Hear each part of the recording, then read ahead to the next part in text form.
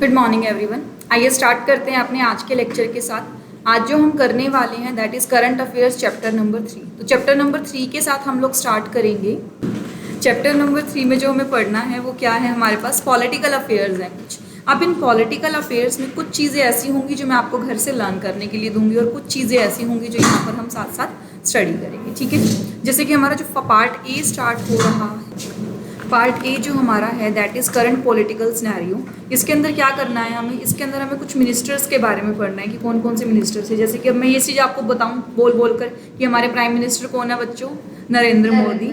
सो ये काफ़ी वियर्ड सा हो जाएगा। तो जो फर्स्ट पार्ट है आपका, इसके अंदर क्या है, अलग अलग मिनिस्ट्रीज दी हुई हैं और मिनिस्ट्रीज के अंदर करंटली कौन है उनके नाम दिए हुए हैं। हालांकि कुछ मिनिस्टर जो बिल्कुल रिसेंटली अपडेट्स हुए हैं वो इसके अंदर अपडेटेड नहीं होंगे, तो आप उससे भी मत कीजिएगा क्योंकि आपके बुक्स के लिए कोई सप्लीमेंट नहीं आया अभी तक। एग्जाम पॉइंट ऑफ व्यू से ये कीजिएगा, लेकिन एडिशनल नॉलेज के लिए गूगल सर्च करके आप कर सकते हो। तो एक बार दोनों नाम कंटिन्यू कर लीजिएगा। अगर ऑप्शन के अंदर आपके पास दोनों नए वाला ऑप्शन भी आता है तो आप नए वाला टिक कर देना, अदरवाइज आप पुराने वाला ही करना। मोस्ट प्रोबेबली ऐसा होता है कि आपके बुक्स के अकॉर्डिंग आपके आंसर्स चेक होते हैं, यानी कि ऐसा नहीं कि जो करंट में चल रहा है, ऐसा जो आपके बुक्स तक अपडेटेड है। क्योंकि जब क्वेश्चन बने होंगे तो क्वेश्चन आपकी बुक से बने होंगे, आंसर की भी आपकी बुक से बनी होगी। हमें पता कैसे चलेगा कौन सा चेंज है कौन सा नहीं है? अगर गूगल सर्च करोगे साथ साथ तो पता चल जाएगा, अदरवाइज इसी को पढ़ लेना, ठीक है ना। और अगर करंटली न्यूज़पेपर पढ़े होंगे तो थोड़ा बहुत आइडिया भी होगा कि कौन कौन से कैबिनेट्स के अंदर चेंज हुआ है, कौन कौन से मिनिस्टर्स चेंज हुए हैं। कुछ मिनिस्टर्स को हटाया गया है, कुछ को रिप्लेस किया गया है, एक्सचेंज किया गया है, तो वहाँ से आपको पता चल जाएगा। सेल्फ नॉलेज के लिए है कि अगर सर्च करोगे तो, अदरवाइज यहाँ से आप लर्न कर लो, एग्जाम पॉइंट ऑफ व्यू से सही है, ठीक है। चलिए, सो आपको पेज नंबर 61, पेज नंबर 62 ये सब आपको खुद पढ़ना है, लर्न भी करना है इन्हें, और ये तो वैसे भी पता होनी चाहिए हमें चीज़ें, ठीक है जी। उसके बाद आ जाते हैं हम आगे कमिटीज़ एंड अपॉइंटमेंट्स में। अब क्या होता है, यहाँ पर कुछ ना कुछ कमिटीज़ बनी हैं हमारी, उन कमिटीज़ के अंदर कुछ ना कुछ क्या हुए हैं, अपॉइंटमेंट्स हुए हैं। तो कमिटीज़ और अपॉइंटमेंट्स के पॉइंट ऑफ व्यू से हम पढ़ लेते हैं कमिटीज़ कैसी कैसी बनी हैं, क्यों बनी हैं, कौन कौन सी बनी हैं। तो क्या बोलता है, constitutions of committee to review defence procurement procedure, यानी कि डिफेंस की चीज़ों को, मतलब डिफेंस प्रोक्यूरमेंट होता है किसी चीज़ को अवेलेबल करवाना, तो डिफेंस में चीज़ें अवेलेबल कराने के लिए जो प्रोसीजर हुआ है उसकी एक कमेटी बनी है। अगली कमेटी किसकी है, सीएसआर की बनी है। कमेटी रिपोर्ट ऑन सीएसआर, यानी कि सीएसआर पे रिपोर्टिंग करने के लिए कमेटी है। अगली क्या बोलती है, high powered committee of chief minister constituted for transformation for Indian agriculture, यानी कि यहाँ पर इंडिया में एग्रीकल्चर के ट्रांसफॉर्मेशन के लिए, एग्रीकल्चर में सुधार के लिए कमेटी बनाई गई है, हाई पावर्ड कमेटी। उसके बाद क्या बोलता है, constitution of 3 members committee to look into the assets and liabilities of J&K। अभी रिसेंटली हमारे यहाँ पर से 370 हटाया गया, तो उसके बाद क्या हुआ, J&K इंडिया का पार्ट बन चुका है। अब ये जो पार्ट बना है हमारे, इसको कंट्रोल मैनेज करने के लिए, वहाँ की एसेट्स लायबिलिटी को मैनेज करने के लिए भी तरह तरह के प्रोसीजर उठाए गए हैं कि वहाँ पर एसेट्स कैसे परचेज की जा सकती है, वहाँ पर लायबिलिटी का क्या होगा, तो उस चीज़ के लिए भी हमने एक कमेटी बनाई है। तो उस कमेटी के अंदर हमारे 3 मेंबर्स हैं। तो इसके अंदर जिसको जैसे अपॉइंट किया होगा उसको हमें वैसे ही लर्न करना है। हम ज़्यादा डेप्थ में जाएंगे तो हमारे पास लास्ट 2 ईयर्स के करंट सारे के सारे सिनेरियो हमारे सिलेबस में डाले हुए हैं, यानी कि लास्ट 2 ईयर्स की जीके डाली हुई है। तो हमें, अगर आपको पर्सनली बहुत डीप में पढ़ना है तो अलग बात है, लेकिन ज़्यादा डीप हमें जाने की ज़रूरत नहीं है, क्योंकि जितने भी चेंजेस आए हैं हमें पता होने चाहिए कि मार्केट में चेंज क्या है, ताकि हम मार्केट से अवेयर हों, ठीक है जी। फर्स्ट क्या बोलता है, constitution of committee to review defence procurement procedure, यानी कि एक ऐसी कमेटी बनाई गई जो रिव्यू करेगी, देख रेख करेगी डिफेंस प्रोक्यूरमेंट प्रोसीजर की। The defence ministry has approved setting up of a committee to review the defence procurement procedure, यानी कि DPP। The committee has been formed under the chairmanship of director general, तो director general की chairmanship के अंदर एक committee बनाई गई। The aim of this committee is to speed up procurement and incorporate suitable changes in order to strengthen the centre's make in India initiative, यानी कि इसने क्या किया, इसने ऐसे मेजर्स उठाए जो हमारी कंट्री को क्या करेंगे, स्ट्रेंथन करेंगे। साथ में जो हमारे मेक इन इंडिया प्रोसीजर्स हैं, यानी कि हम सब कुछ अपने इंडिया में बनाना चाहते हैं, विदेशी का थोड़ा सा बहिष्कार वर्ड अच्छा नहीं होगा यहाँ पर, मतलब हम रिप्लेस करना चाहते हैं उस चीज़ को, ताकि हमारा जो इकनॉमी है वो ज़्यादा डेवलप करे। तो जब ज़्यादा से ज़्यादा चीज़ें हमारे यहाँ पर बनेंगी तो हमारी इकोनॉमी स्ट्रेंथन होगी, डिफेंस सिस्टम हमारा स्ट्रेंथन होगा। It will review the defence procurement procedure 2016 and defence procurement manual 2009। तो ये 2016 में जो प्रोसीजर था एंड 2009 के अंदर जो प्रोसीजर था उन सबको रिव्यू करेगा, वहाँ से इन एंड आउट्स निकालेगा, मतलब वहाँ की जो अच्छी चीज़ें थी, जो बुरी चीज़ें थी, कितनी सफलता थी, कितनी नहीं थी, उन सब चीज़ों को इकट्ठा निकाल कर एक रिपोर्ट बनाएगा जो कि अपने डायरेक्टर जनरल को सबमिट करेगा। ठीक है जी, चलें आगे। आगे क्या बोलता है, committee report on CSR। CSR का फुल फॉर्म लिख लो, कॉर्पोरेट सोशल रिस्पॉन्सिबिलिटी। तो क्या किया गया, एक कमेटी बनाई गई, कमेटी जो है CSR अब का नहीं है, जब कंपनीज एक्ट हमारा 2013 आया था तब से ही हम लोगों ने इस रिस्पॉन्सिबिलिटी को रिकॉग्नाइज कर लिया था कि हमारे एरिया में एक रिस्पॉन्सिबिलिटी होनी चाहिए, यानी कि हमारे जितने भी कॉर्पोरेट्स हैं, कॉर्पोरेट्स बोले तो ऐसे बिजनेसेस जो सेपरेट लीगल एंटिटी इंजॉय करती हैं। सेपरेट लीगल एंटिटी मतलब बिजनेस अलग है और मेंबर अलग है, जैसे हर एक मेंबर बिजनेस में इंक्लूड होता रहता है, कभी मेंबर आता है कभी मेंबर जाता है, पर कंपनी तो वही रहती है ना, कंपनी नहीं बदलती। अब रिलायंस में पहले कौन थे, बाद में कौन हुए, फिर बाद में कौन हो गए, उससे हमें कोई फर्क नहीं पड़ता। जैसे हमारी पोजीशन है, प्राइम मिनिस्टर है, भले ही उसमें आने वाले बंदे चेंज हो जाए, अब मोदी जी है कल कोई और होगा, या मोदी जी से पहले कोई और थे, उस चीज़ से हमें फ़र्क नहीं पड़ता। उनकी क्या है, एक सेपरेट लीगल एंटिटी है, वो एक आर्टिफिशियल पर्सन है या एक आर्टिफिशियल पोजीशन है। तो जैसे भी हमारे कॉर्पोरेट्स थे जो एक सोसाइटी में एक इंडिविजुअल होने की कैपेसिटी को निभा रहे हैं, अब हम इस सोसाइटी में जन्म लेते हैं, क्या हमारा कोई फ़र्ज़ है सोसाइटी के प्रति? क्या फ़र्ज़ है? दंगा ना करे, गंदा ना करे, सोसाइटी को पोल्यूशन ना फैलाए, ये सारा क्या है हमारा सोसाइटी के प्रति फ़र्ज़। वैसे ही कॉर्पोरेट्स का भी सोसाइटी के प्रति कुछ फ़र्ज़ होता है कि सोसाइटी को अच्छी सर्विसेज दें। पैसा कहाँ से कमा रही है? हमारे जैसे लोगों से। हमारे जैसे लोग क्या हैं, उनकी सोसाइटी है। जब हमसे पैसा कमा रही है तो हमें कुछ ना कुछ बेनिफिट्स तो दे, या फिर हमारे लिए कुछ भला तो करे, हमारे लिए कुछ बुरा ना करे। उस चीज़ को बोला गया उनकी कॉर्पोरेट सोशल रिस्पॉन्सिबिलिटी। और 2013 के बाद, कंपनीज एक्ट 2013 के बाद ये कंपलसरी कर दिया गया हर एक कंपनी पे कि अगर आपका कुछ नेट प्रॉफिट है और कुछ टर्नओवर, एक लिमिट लगाई गई 500 और 1000 करोड़ की, अगर आपका प्रॉफिट 500 करोड़ से ज़्यादा है या फिर आपका टर्नओवर 1000 करोड़ से ज़्यादा है तो क्या होगा, आपको CSR करना होगा। Paid up share capital 500 crore है और टर्नओवर आपका 1000 करोड़ है। अगर इससे ज़्यादा है आपके पास तो आपको कुछ सोसाइटी के लिए करना होगा। कितना करना होगा? जितना आपका प्रॉफिट है उसका मिनिमम 2%, यानी कि 2% का आपको एक अपना बजट बनाकर रखना होगा। इसका क्या करोगे? आप समाज का भला करोगे। किस सेक्टर में करोगे? कुछ लिस्ट दी हुई है, जैसे हेल्थ सेक्टर में भला कर सकते हो, एजुकेशन सेक्टर में भला कर सकते हो, एनवायरनमेंट को स्ट्रेंथन कर सकते हो, ऐसे ऐसे कुछ लिस्ट दी हुई है। जैसे लास्ट हमने कोविड को भी इंक्लूड किया था इसके अंदर, CSR के अंदर। तो क्या बोलता है इसके अंदर, एक कमेटी की गई थी by mister Injeti Srinivas, secretary ministry of corporate affairs, यानी कि मिनिस्ट्री ऑफ कॉर्पोरेट अफेयर्स की सेक्रेटरी हैं mister Injeti Srinivasan. She after submitted its recommendation to the Honorable Union Ministry of Finance and Corporate Affairs on Corporate Social Responsibility। तो इन्होंने अपनी report दी, उसके अंदर क्या रिकमेंड किया?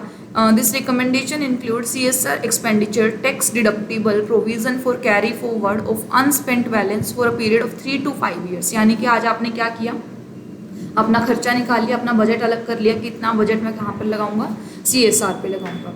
ठीक है जी, अब CSR पे लगा दिया, अब लेकिन मान लो अपना पूरा बजट एक साथ लगा नहीं, क्या करें? तो उसको कैरी फॉरवर्ड करते रहो, यानी कि आज नहीं लगा, इस साल कंप्लीट नहीं कर पाए, कोई बात नहीं, अगले 3 साल में, अगले 5 साल में उसको कन्वर्ट कर दिया। यानी कि मैक्सिमम टाइम पीरियड दिया गया कितना, 3 to 5 years का। Aligning schedule 7 with the SDGs by adopting a SDG plus framework. SDG last time आया था, क्या फुल फॉर्म था इसका? लास्ट चैप्टर में आया था, लास्ट वर्ड था SDG, बिल्कुल लास्ट वर्ड, चैप्टर का आखिरी वर्ड। Sustainable development groups. तो क्या था, इन्होंने एक शेड्यूल 7 बनाया जिसका नाम किसके साथ बनाया, सस्टेनेबल डेवलपमेंट ग्रुप्स के, यानी कि जो हमारे आज की सिचुएशन को इतना स्ट्रेंथन करना चाहते हैं कि वो फ्यूचर तक हमारे काम आए, by adopting a SDG plus framework which would additionally include sports promotion, senior citizens welfare of different able person, disaster management and heritage protection। यानी कि environment protection को, citizens के welfare को, और जो differently able हैं disaster management, यानी कि जब disaster होते हैं, यानी कि natural calamities आ गई, उसकी management के लिए जो आप काम करते हो, उन सब के अंदर आप इसका funding लगा सकते हो। Balancing local area preference with national priorities, introducing impact assessment studies of CSR obligation of 5 crores or more, and registration of implementation agencies on MCA portal। क्या बोलता है ये कि आपको अगर अपने लोकल एरिया को बैलेंस करना है, जैसे कि गवर्नमेंट SEZ बनाती है, पता है SEZ के बारे में? क्या होता है स्पेशल इकोनॉमिक जोन्स? उनको ना बड़े सारे फ़ायदे दिए जाते हैं। अगर गवर्नमेंट को किसी एरिया को डेवलप करना होता है तो उनको बहुत सारे क्या मिलते हैं, फ़ायदे मिलते हैं। और फ़ायदे क्या करते हैं उनको, जैसे कि मान लो मुझे इस एरिया को डेवलप करना है, अगर मैं आपको बोलूँ कि यहाँ पर आप जो भी प्रोडक्शन करोगे मैं आपसे टैक्स नहीं लूँगा, तो आपके लिए अट्रैक्टिव पॉइंट बन जाएगा। कोई प्रोडक्शन मैं और एरिया में करूँगी तो मुझे हैवी टैक्स देना पड़ता है, इस एरिया में प्रोडक्शन करूँगी तो मुझे हैवी टैक्स नहीं देना पड़ेगा, तो आपके लिए क्या हो गया, अट्रैक्टिव हो गया। उसी तरह से अगर कोई कंपनी बीड़ा उठाती है अपने लोकल एरिया को स्ट्रेंथन करने का, यानी कि अपने नेशन को प्रायोरिटाइज रखकर किसी लोकल एरिया को बोलती है कि मैं इस एरिया को स्ट्रेंथन कर दूँगी, तो वो भी उसका काम क्या है, एक तरह से वो सोसाइटी की तरफ अपनी रिस्पॉन्सिबिलिटी निभा रही है। एक जो एरिया पिछड़ा हुआ है उसको सबके बराबर लाने की कोशिश कर रही है। ऑफ इम्प्लीमेंटिंग एजेंसीज, और उसके लिए क्या हुआ, इन लोगों ने स्टडी किया कि CSR ऑब्लिगेशन ऑफ 5 करोड़ और मोर, कि आपके ऊपर जो करंटली एग्जिस्टिंग हमारी कंपनीज हैं उनके ऊपर ऑब्लिगेशन कितना है, 5 करोड़ या उससे ज़्यादा का, उसके रजिस्ट्रेशन की तरफ ध्यान दिया। और रजिस्ट्रिंग अथॉरिटी कौन है हमारे पास, MCA पोर्टल। MCA का full form MCA municipal corporation. The other recommendation include developing a CSR exchange portal to connect contributors। अब क्या करना चाह रहे हैं, हम करना चाह रहे हैं कि एक ऐसा पोर्टल बनाएं जहाँ पर क्या होता है कि CSR एक्सपेंडिचर करने वाले लोग बैठे हों और CSR का एक्सपेंडिचर लेने वाले लोग बैठे हो, ताकि वो अपने आइडियाज़ को एक्सचेंज कर सकें। यानी कि जिसको सोसाइटी का वेलफेयर करना है वो फंडिंग्स ढूंढता है और कंपनीज़ के ऊपर रिस्पॉन्सिबिलिटीज है कि उन्हें फंडिंग देनी होगी, तो एक पोर्टल बन जाए जहाँ पर कॉन्ट्रीब्यूटर्स और बेनिफिशियरी आपस में अपने फंड्स एक्सचेंज कर लें। तो जिसको पैसा खर्च करना है, जिसके पास बहाना क्या है, मुझे तो पता ही नहीं कहाँ पे खर्च करूँ, मैं खर्च कर ही नहीं पाया, मैं तो चाहता था दिल से कि मैं इस एरिया में खर्च करूँ। तो इस बहानेबाजियों को ख़त्म करने के लिए हम एक पोर्टल बनाने की कोशिश कर रहे हैं जिसका नाम है CSR exchange portal to connect contributors, यानी कि जितने भी कॉन्ट्रीब्यूटर्स हैं, बेनिफिशरीज हैं, एजेंसीज हैं, उन सबको कनेक्ट करने के लिए। Allowing CSR in social benefit bond, promoting social benefit impact companies and third party assessment of major CSR project, ताकि इसके ऊपर भी निगरानी रखी जा सके, कंट्रोल रखा जा सके। तो CSR करने के लिए अब धीरे धीरे आपके पास क्या आएगा सामने, CSR एक्सचेंज पोर्टल। अभी तक ये एक कॉन्सेप्ट था, हर कंपनीज जिनका टर्नओवर एक प्रिस्क्राइब्ड लिमिट से अबव जा रहा था उन्हें करना था, ठीक है जी, वो करेंगे क्योंकि उन्हें करना है। जो वो ये करते हैं ना, उसके बाद उनके ऊपर कुछ लिमिटेशंस थी, वो जब आप नेक्स्ट सेशन में आओगे, यानी कि अपने एग्जीक्यूटिव में आओगे, तो इसको डीपली पढ़ोगे। आपके सेशन में है ये एग्जीक्यूटिव के अंदर। तो क्या होता है, जब लिमिट से एक्सीड कर जाते हो तो आपको क्या करना है, CSR करना है। किस किस एरिया में करना है उसकी भी कंप्लीट लिस्ट है, कहाँ कर सकते हो और कहाँ नहीं कर सकते।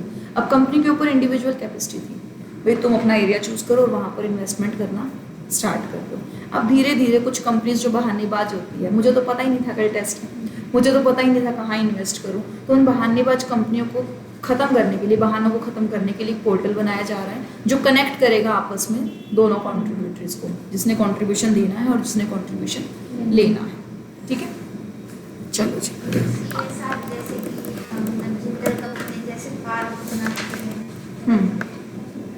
हेरिटेज प्रोटेक्शन हो गया ना, एनवायरनमेंट प्रोटेक्शन हो गया, डिफरेंट काइंड्स ऑफ आप फ्लावर्स लगा रहे हो, पेड़ लगा रहे हो, ऑक्सीजन लेवल को बैलेंस कर रहे हो। उसके बाद क्या है हमारे पास, हाई पावर्ड कमेटी, जैसे कि अभी जिंदल ने हॉस्पिटल भी बनाया हुआ है, वो भी उनका एक सोसाइटी की तरफ एक स्टेप है कि सोसाइटी को कुछ पे बैक करना है। आगे क्या है हमारे पास, high powered committee of chief minister constituted for transformation of Indian agriculture. एक हाई पावर्ड कमेटी बनाई गई जिसका काम क्या है, ट्रांसफॉर्मेशन ऑफ इंडियन एग्रीकल्चर। तो देखो क्या कह रहे हैं, government constituted a high powered committee of chief ministers, यानी कि इसके अंदर काफ़ी सारे CMs हैं, for transformation of agriculture and raising farmers income. तो वो क्या कर रहे हैं कि एग्रीकल्चर को ट्रांसफॉर्म करना है और फार्मर्स की इनकम को रेज करना है, इस तरह के प्रोसीजर हमें बनानी है।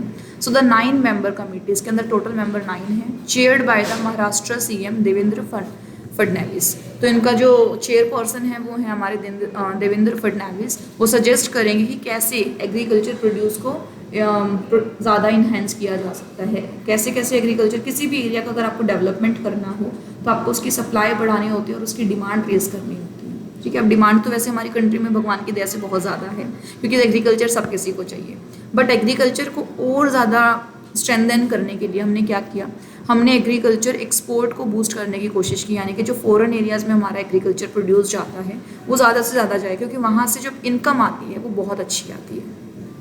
Raise growth in food processing, food अच्छे से प्रोसेस हो और जल्दी प्रोसेस, यानी कि मशीनरीज के ऊपर ज़्यादा इन्वेस्ट किया जाएगा। Attract investment in modern market infrastructure, value chains and logistics, investment को अट्रैक्ट करने की कोशिश कर रहे हैं। आपको पता है पहले एग्रीकल्चर नॉर्मल तरीके से होता था, नेचुरल तरीके से, बीज बोए, सनलाइट आई, फिर फसल होगी तो काट दी, सनलाइट नहीं आई, फसलें खराब हो गई तो हो गई। लेकिन अब कंट्रोल्ड एनवायरनमेंट में किया जाता है। अगर आपने फॉरनर से किसी मूवीज़ वगैरह में देखा हो तो ऐसे पूरा ग्रीन हाउस इफेक्ट बनाया होता है, उसके अंदर वो अपनी मर्जी की बारिश डालते हैं और अपनी मर्जी की सनलाइट डालते हैं। कंट्रोल्ड मैनर्स में एग्रीकल्चर हमारा किया जा रहा है। तो जब हम लोगों ने बोला कि हमें इन्वेस्टमेंट अट्रैक्ट करनी है तो हम बोलते हैं कि नेचुरल तो हम कर ही लेते हैं, अब हम चाहते हैं कि हमारी कंट्री में भी क्या हो, जो स्पेशल टेक्निक्स के साथ एग्रीकल्चर होता है ना, वैसा वैसा एग्रीकल्चर हो।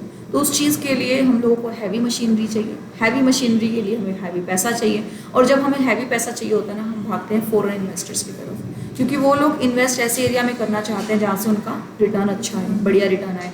वो पैसे ही वहीं इन्वेस्ट करेंगे जहाँ पे उनको बढ़िया, जैसे बोलते हैं ना हमारे बनिए गुजराती, कहाँ इन्वेस्ट करते हैं जहाँ पे उन्हें प्रॉफिट दिखता है। वैसे ही हमारे जो FDI वाले लोग हैं, यानी कि फॉरेन इन्वेस्टमेंट वाले लोग हैं, वो कहाँ कौन सा एरिया देखते हैं जहाँ पर उनको अच्छा खासा प्रॉफिट होता हो। तो इन्वेस्टमेंट अगर अट्रैक्ट करनी है तो हमें अपनी मार्केट को मॉडर्न कराना होगा, यानी कि इंफ्रास्ट्रक्चर पे वो इन्वेस्ट करेंगे, बदले में उन्हें रिटर्न्स मिलेगा, क्योंकि वो इन्वेस्ट करेंगे तो कुछ ना कुछ तो हम उनको रिटर्न में देंगे ना, प्रॉफिट देंगे, मार्जिन देंगे, या उनके इन्वेस्टमेंट का हिस्सा देंगे, कुछ भी देंगे तो सही। अगर उन्होंने बोरोइंग की तरह से दिया है तो इंटरेस्ट मिलेगा, बिजनेस में इन्वेस्ट किया है तो प्रॉफिट का हिस्सा मिलेगा। So the committee will suggest modalities for adoption and time-bound implementation of agriculture sector reforms and submit its report within 2 months of the date of notification. तो क्या हुआ, जिस दिन ये नोटिफाई हुआ तो हमने बोला गया कि आप मार्केट चेक करो, क्या क्या चीज़ें अडॉप्ट की जा सकती है, कैसे कैसे काम किया जा सकता है, और 2 महीने के अंदर ये रिपोर्ट दो, यानी कि जो 9 मेंबर्स की कमेटी बनी थी, इनको रिपोर्टिंग देनी थी 2 मंथ्स के अंदर, और 2 मंथ्स कहाँ से, जिस दिन ये एक्ट या फिर जिस दिन ये रूल नोटिफाई किया गया था। ठीक है जी, इसे इसी तरह से लर्न करना। इसमें क्या हो रहा है, कमेटी का नाम क्या रखा है इन्होंने, हाई पावर्ड कमेटी। कितने मेंबर्स थे, 9 मेंबर्स थे। चेयरपर्सन कौन था, महाराष्ट्र का CM जो कि कौन है, देवेंद्र फडणवीस। काम क्या किया इसने, ट्रांसफॉर्मेशन ऑफ इंडियन एग्रीकल्चर। और क्या किया इसने, और इसने चेक किया कि क्या मॉडर्न इंफ्रास्ट्रक्चर किस तरह से वर्क करता है। तो इसने क्या क्या काम किया, एक्सपोर्ट को अपना बूस्टअप कर दिया, एग्रीकल्चर रिफॉर्म्स लेके आने की कोशिश की, और इसके बाद हाई पावर्ड कमेटी का काम खत्म। आगे चलते हैं, आगे क्या है हमारे पास, constitution of 3 members committee to look into assets liabilities of J&K, यानी कि J&K जम्मू एंड कश्मीर की एसेट्स एंड लाइबिलिटी को चेक करने के लिए हमने एक कमेटी बनाई। तो इस कमेटी के बारे में पढ़ते हैं आइए। A 3-member panel has been formed by the union government to oversee the implementation of bifurcation of Jammu and Kashmir into union territories, यानी कि जब J&K बट गया यूनियन टेरिटरीज के अंदर, तो एक 3-member एडवाइजरी कमेटी बनाई गई, will be headed by former defence secretary Sanjay Mitra. तो संजय मित्रा ने इसको हेड किया, and its member include retired IAS officer Arun Goyal and retired Indian civil accountant service Giriraj Prasad. तो ये 3 मेंबर्स इसके अंदर बने कमेटी के अंदर। The committee will have to oversee the distribution of assets and liability between the union territory of J&K and Ladakh, यानी कि Jammu and Kashmir और लद्दाख के बीच में वो प्रॉपर्टी किस किस तरीके से बटेगी, कितना पोर्शन जम्मू एंड कश्मीर में रहेगा, कितना पोर्शन लद्दाख में जाएगा। तो उस तरह से मतलब इसके ऊपर डिस्कशन किया गया, और डिस्कशन के लिए 3 मेंबर्स की कमेटी बनाई गई। The union territory status will come into effect from the October 31, और उस टाइम अक्टूबर 31 के बाद ये अपने अपने फॉर्म में आ गई, यानी कि रिकॉग्नाइज हो गई थी एज एन यूनियन टेरिटरी। उसके बाद आ जाओ, क्या बोलता है, 11th BJP नेशनल प्रेसिडेंट, यानी कि 11वां BJP का प्रेसिडेंट कौन था, mister Jagat Prakash Nadda became the 11th national president of Bharatiya Janata Party on January 2020। He was elected on unopposed to the position, यानी कि उसको किसी ने भी अपोज नहीं किया, उसको अनअपोज पोजीशन मिल गई थी। Mister Nadda has emerged as the only candidate for the top post following a nomination process at the party's headquarter in New Delhi. जो इनका अपॉइंटमेंट हुआ था, ये ओनली कैंडिडेट थे, और कहाँ पर था, न्यू दिल्ली में। ओनली होंगे तो अपोज कौन करेगा। He would succeeding Amit Shah who had held the party for 5.5 years, यानी कि उससे पहले अमित शाह जी थे हमारे, उसके बाद मिस्टर नड्डा जी आए, यानी कि जगत प्रसाद नड्डा, और अमित शाह जी ने कितना 5.5 years उसके ऊपर पार्टी के ऊपर रूल किया था। Nadda has been appointed as BJP's working president in June 2019 after Amit Shah won into the union cabinet as minister of the home affairs. जब अमित शाह जी हमारे बन गए थे minister of home affairs, currently कौन है, यही है। Under Amit Shah resign as president, the party had swept the 2019 Lok Sabha election with a massive majority। तो इन्होंने क्या किया था, उन्होंने उस टाइम पर हमारे नड्डा जी को प्रेसिडेंट बना दिया पार्टी का। ठीक है जी। आगे क्या है हमारे पास, माइकल देबरता पत्रा becomes deputy governor of RBI। The governor had appointed Michael DeBartra party as the deputy governor of RBI. The appointment committee of the cabinet has approved his name for 3-year tenure. 3 साल के लिए appoint किए गए हैं।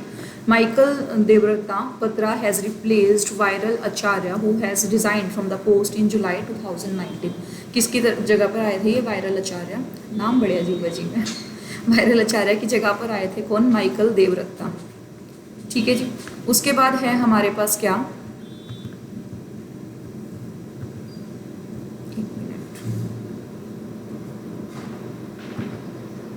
Earlier Michael Debabrata was working as an executive director of the RBI। उससे पहले भी RBI में थे और एग्जीक्यूटिव डायरेक्टर की पोस्ट में थे। He was overseeing 4 departments, department of statistic and information management, monetary policy, department of economic and policy research. और उससे पहले ये 4 डिपार्टमेंट्स को चेक कर रहे थे, 4 डिपार्टमेंट्स की जिम्मेदारी उठाई हुई थी। और करंटली हैं ये कौन, डिप्टी गवर्नर। आगे है हमारे पास Indian advocate Harish Salve appointed as queen's counsel. जो हमारे इंडियन एडवोकेट हैं हरीश साल्वे, उनका अपॉइंटमेंट हुआ है कहाँ पर, इंग्लैंड के अंदर, इंग्लैंड वेल्स के अंदर। तो जब इंग्लैंड वेल्स के अंदर क्वीन के पास ये अपॉइंट हो जाती हैं तो इनको नाम दिया जाता है एज अ क्वींस काउंसिल, यानी कि क्वींस के कर्ता धर्ता हैं ये। अब senior advocate Harish Salve has been appointed as the Queen's Counsel for the Court of England and Wales. The title of the Queen's Counsel is conferred upon these two have demonstrated particular skill and experience in the legal field. ये title सिर्फ उसी council को दिया जाता है, उसी advocate को दिया जाता है जिसने बड़ी अच्छे से अपनी लीगल स्किल्स को उजागर किया हो, यानी कि कोई सेक्शन, कोई एक्ट उसके हाथ से छूटा ना हो। अब वो बन गए इंग्लैंड की।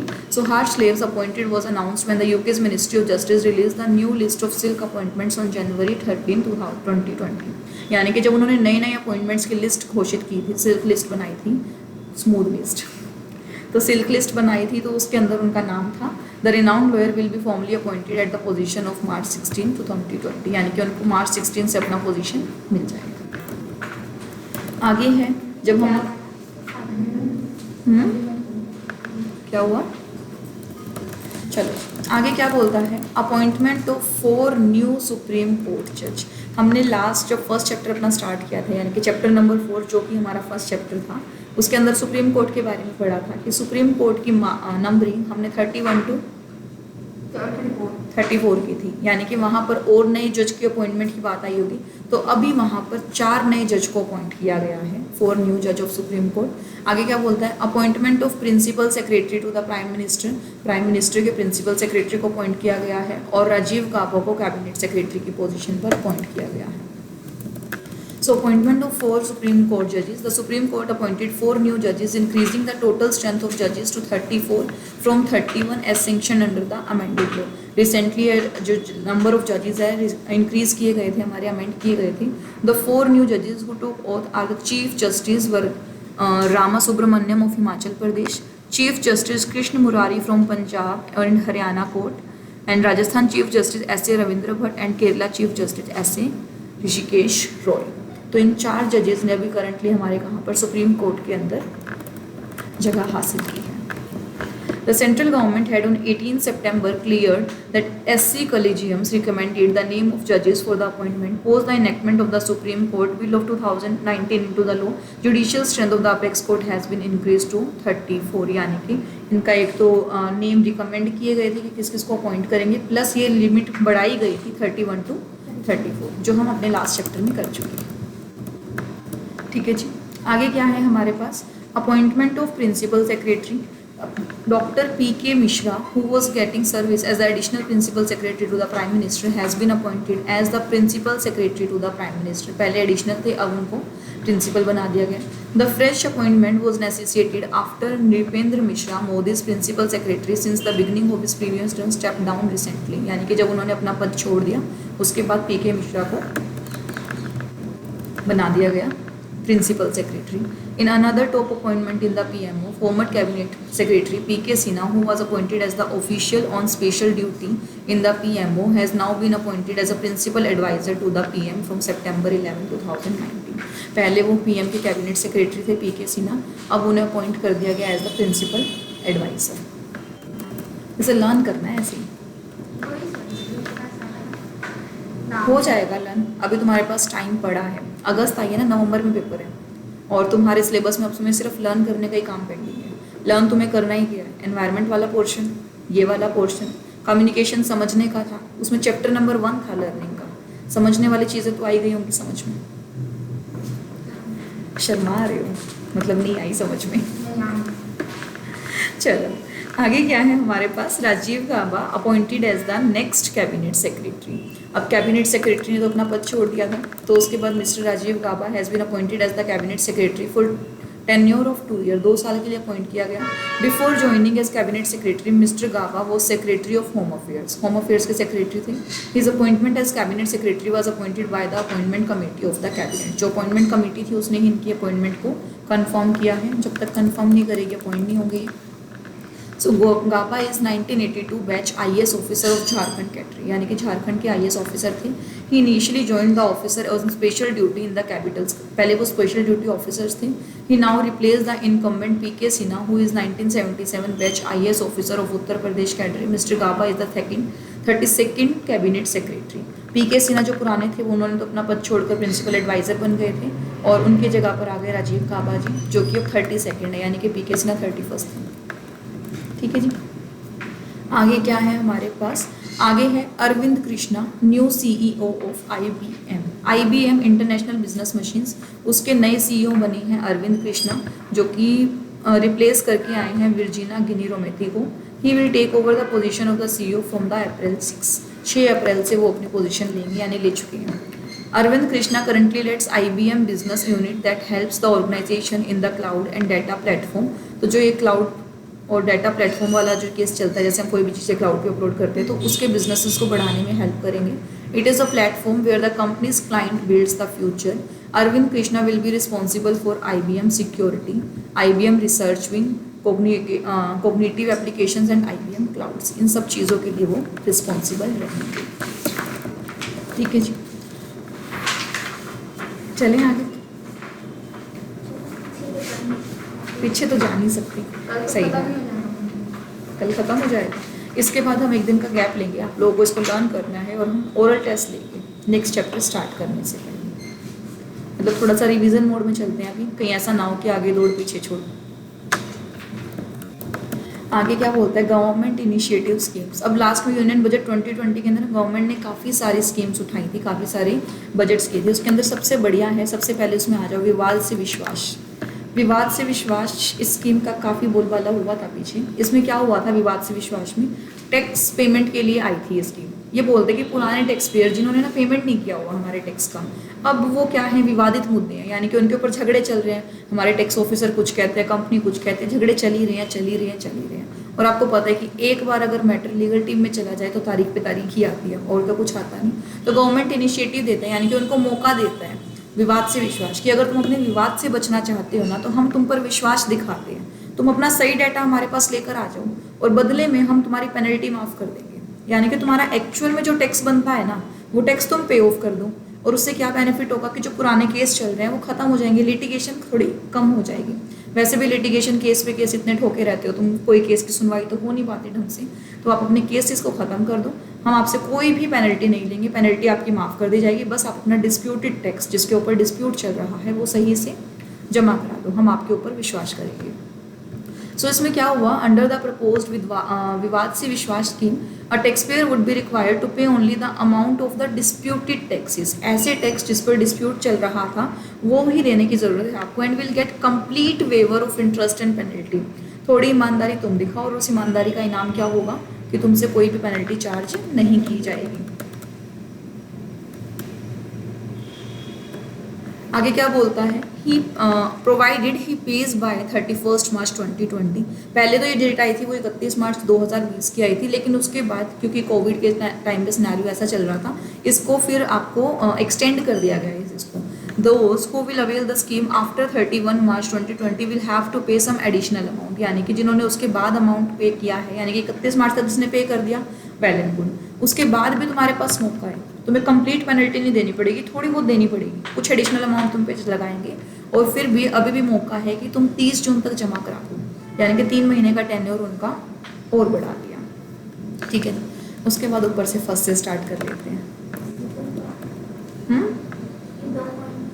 कौन से 2 पॉइंट? आगे ये हर एक स्कीम अलग अलग है अपनी, ये बुलेट्स पॉइंट लगाया ना, तो हर एक बुलेट पॉइंटिंग में ना अपनी नई स्कीम शुरू हो रही है। ये विवाद से विश्वास तक की आपकी 4 लाइन ही है। आगे क्या बोलता है अपना फर्स्ट पॉइंट से आ जाओ, national policy on the official statistic.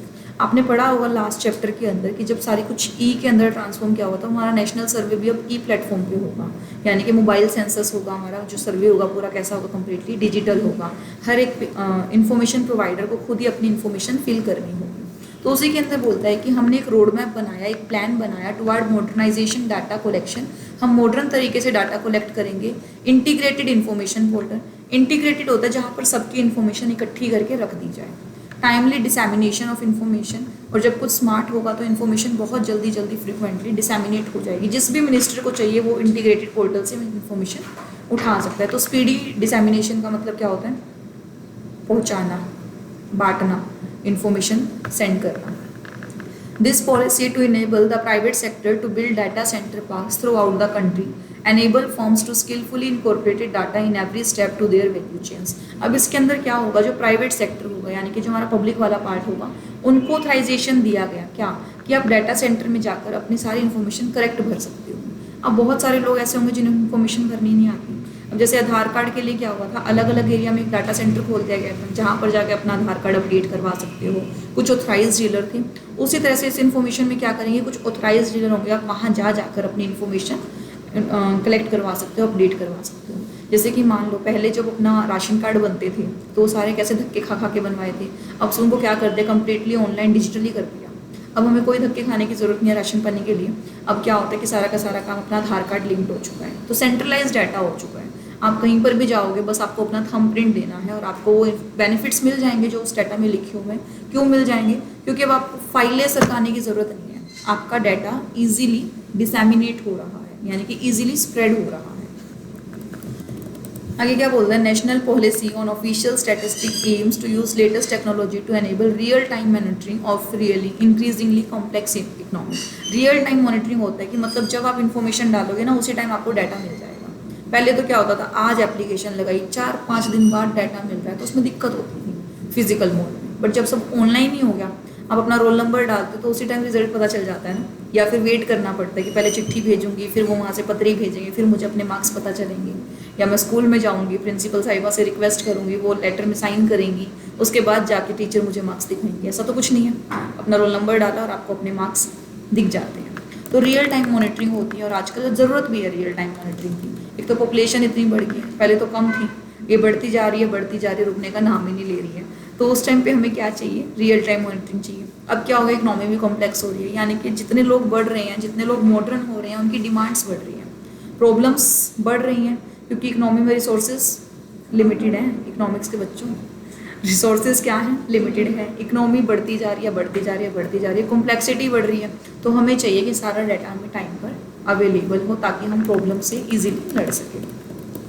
आगे क्या बोलते हैं, नेशनल लॉजिस्टिक्स पॉलिसी। लॉजिस्टिक्स का मतलब क्या होता है? लॉजिस्टिक्स एक बिजनेस का नाम है। लॉजिस्टिक्स क्या करता है, आपके सामान को एक जगह से दूसरी जगह तक पहुंचाता है। बेसिकली अगर मैं साधारण भाषा में नाम बोलूँ तो आपको ट्रांसपोर्टेशन सिस्टम देता है, ठीक है। तो लॉजिस्टिक पॉलिसी में क्या किया, to create a single window e logistics market, अपने सिंगल विंडो बना ली। Will focus on generation of employment skill and making MSME competitive. MSME मतलब माइक्रो स्मॉल मीडियम एंटरप्राइजेस। तो इन्होंने क्या किया, फोकस किया कि ज़्यादा से ज़्यादा एम्प्लॉयमेंट जनरेट हो, स्किल्स, और अपने MSME छोटे बिजनेसेस जो हैं वो ज़्यादा खुलेंगे तो कंपटीशन अपने आप बढ़ जाएगा। तो MSME को कॉम्पिटिटिव बनाने के लिए a national logistics policy will be release soon and it will clarify the role of union government, state government and key regulator. वो हर एक का रोल भी बता देगा जब पॉलिसी आएगी। It will create single window e logistics market and focus on generation of employment, यानी कि ई मार्केट बनाएगा जिसके अंदर छोटे छोटे एम्प्लॉयर्स भी, यानी छोटे छोटे जो लोग हैं जिनके पास बहुत बड़ी कंपनी खोलने का तो पैसा नहीं है लेकिन वो छोटे लेवल पर कंपनी खोलना चाहते हैं, तो उनके लिए भी इसके अंदर कुछ रूल्स रेगुलेशन आएंगे। अभी तक पॉलिसी आई नहीं है तो इसको डिस्कस नहीं कर सकते, लेकिन नोटिफिकेशन आ चुका है कि ऐसा कुछ होने वाला है। तो अगले सीट के बच्चे पढ़ेंगे कि क्या हुआ। आगे क्या है हमारे पास, न्यू एजुकेशन पॉलिसी आई।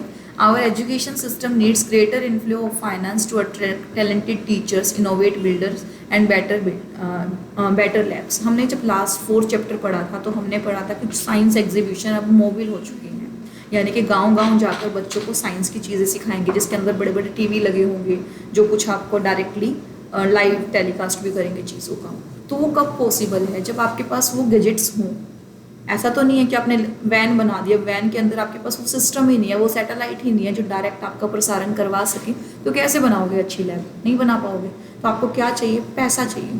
तो हम लोग कोशिश कर रहे हैं कि नई एजुकेशन पॉलिसी के लिए FDI यहाँ पर भी आ सके, यानी कि steps would be taken to enable sourcing external commercial borrowing. External commercial borrowing का मतलब है, बोरोइंग मतलब उधार पर लेना, कॉमर्शियल मतलब व्यापार के कारण, व्यापार की वजह से, और एक्सटर्नल मतलब अपने देश की बाउंड्री से बाहर वाले लोगों से पैसा लेना। So external commercial borrowing combinedly क्या हो गया, बाउंड्रीज के बाहर जो लोग हैं, USA हो गया, जर्मनी हो गया, चाइना हो गया, पाकिस्तान हो गया, इन लोगों से पैसा लेंगे कॉमर्शियल चीज़ों के लिए, ठीक है।